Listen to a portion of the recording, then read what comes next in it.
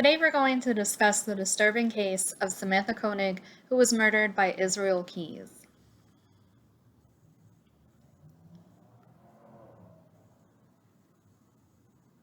Back in 2012, there was a barista named Samantha Koenig, and she was working in Anchorage, Alaska. A barista is someone who works in a coffee house, and while she was at work, a man had approached her wearing a ski mask and he had demanded a cup of coffee.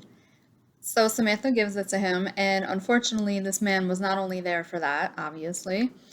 So he told her that he wanted money from her register. He held a gun to her, and the 18-year-old complied, and she started to give him the money, but then he whipped out a gun and he said to follow him. So he holds the gun to her, he drags her out to his car, and he tells her that he's going to hold her for ransom and that if she complies, that there will be no problem, that he will release her to her family and she'll be unharmed.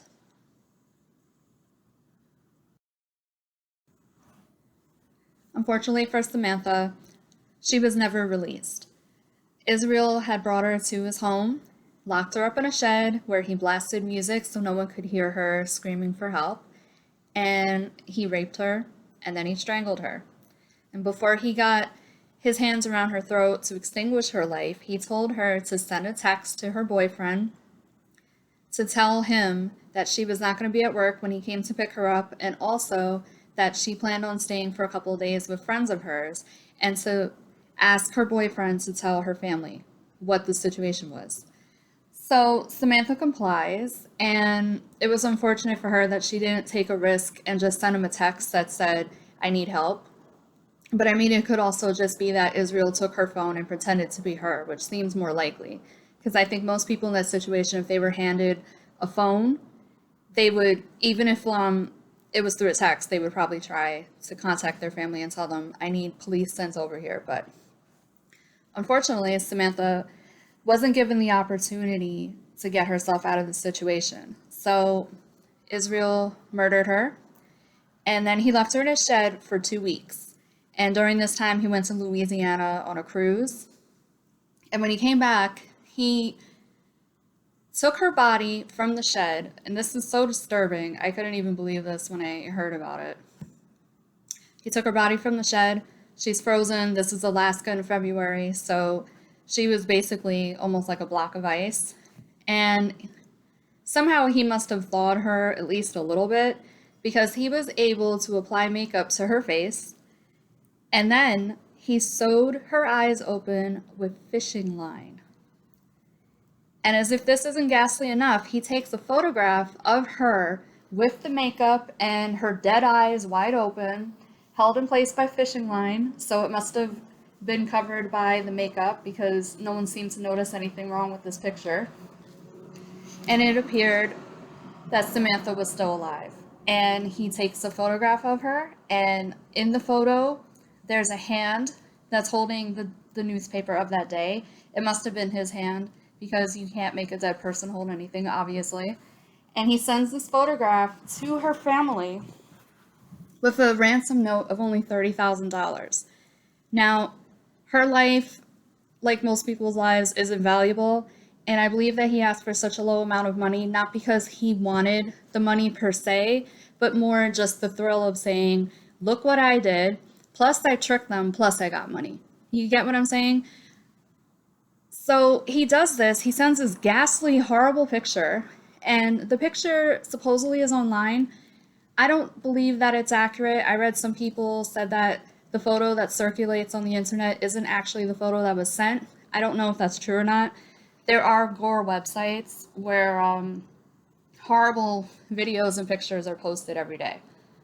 So it may be that her family didn't want the picture circulated so that it could end up on those websites, or it could be that that's the real photograph. I'm not 100% sure, but it is in the background of this video, so if you find that kind of stuff disturbing, I don't know what to tell you, but unfortunately, this is what happened, and Samantha's family received this terrible memento, and they believed that she was alive.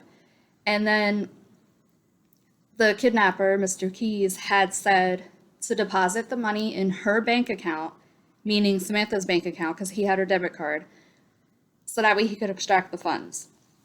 So they do that. They raise money within the family and also from neighbors. I don't know why the FBI wasn't involved or if they were, but anything that I've read up on it, it doesn't mention it, at least not at this point. So finally, they send the money over to her debit card. They're hoping and praying that she's going to come back alive. She looks alive. No one would have thought to themselves, well, hey, this girl's dead, you know. And they receive the money. He receives the money, rather. And he gets pulled over at a traffic stop, of all things, by the police. And they find her debit card and her cell phone in his car. And he gets arrested. While he's in police custody, Keyes told authorities that he didn't want his crimes to be posted in the media in any way, shape, or form because he was concerned about his daughter reading about the horrible acts that he committed. And Samantha's in particular is so atrocious because it sounds like something out of a horror movie and doesn't sound real, but unfortunately it was, and he didn't want his kid being exposed to that. He said that he killed about 7 other people, 7 to 11 people, victims that died by his hand. And the only confirmed cases by name were a couple from Vermont, and their names were Lori and Bill Currier. Scratch that. It's Lorraine Currier, not Lori. My mistake. What's interesting to note also is that this man was concerned about his daughter's opinion of him, and also he had a very strange sense of morality where he wouldn't kill kids or people that were with children, parents or guardians, but he didn't mind killing men or women, so he didn't have like a specific type that he would go for, like how Ted Bundy always murdered brunettes with long dark hair, or Jeffrey Dahmer, who always killed gay men, or what's his name, Gacy, who killed teenage boys or really young adult men. This particular murderer had no specific victim profile that he went for. He just killed whomever was available, but he also did it with extreme planning and caution. He would also go to different areas within the country. He didn't just stay in Alaska and murder there.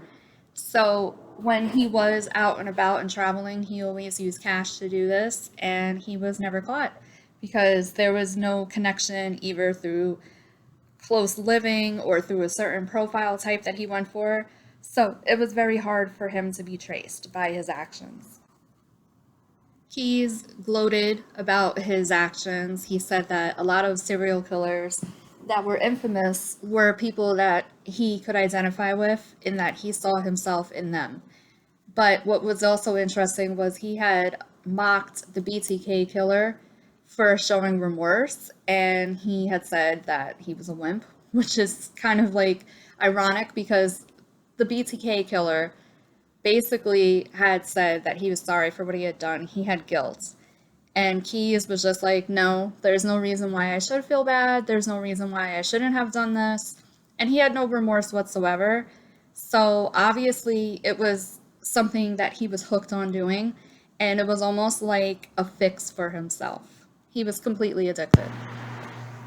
To put it lightly, he was proud of what he did, and there was no remorse and no shame. And that was basically the whole thing with him. He didn't do this as a means of survival. And to make the situation more upsetting, he claimed, and they did verify this, that he had chopped up Samantha's body after the fact and dumped her in a frozen lake, where eventually she was recovered.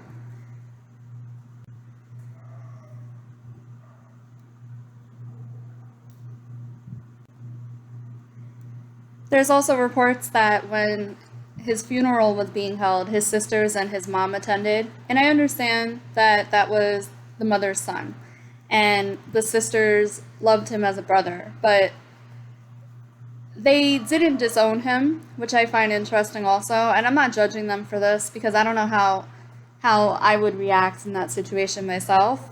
None of us know unless we've been there, because we also know the good parts of someone, because I don't know if someone is truly entirely evil. That's a really philosophical question that I can't answer here or probably ever because I don't know. But what was interesting was the pastor that was reading the sermon at his funeral said, he's not in a better place. He's rotting in hell. And I thought that that was really interesting because usually the Bible will preach forgiveness. And this man basically condemned him to hell, which he should have if he had that power. So that's the really sad story about Miss Koenig and Israel Keys, and it's really disturbing and very tragic, and it reads like something out of a horror novel or maybe a movie. It just doesn't even feel real, and obviously it is. But I thought that this case was fascinating, and it's definitely one of the darker cases on the spectrum that I've covered so far. So thank you for listening in, and I hope everyone has a good night. Bye.